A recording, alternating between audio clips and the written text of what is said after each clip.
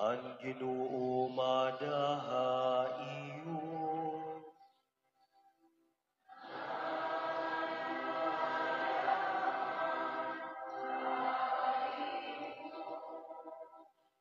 Pahagbasa Ikangan Santos nga Ebanghelyo sumalakan San Lucas.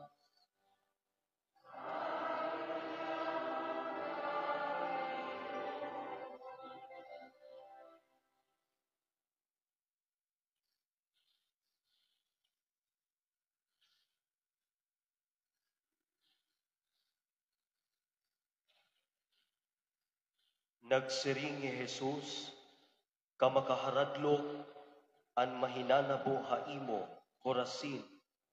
Kamakaharadlok an mahinanabo haimo liwat, Betsaida.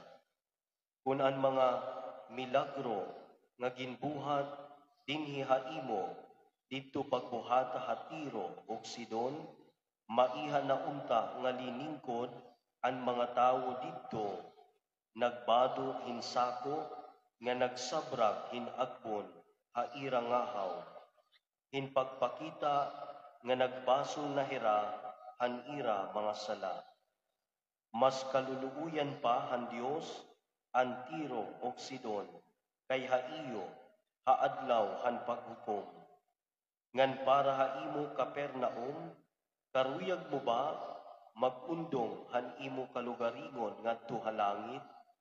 Ilalabog ka ngadto ha impyerno.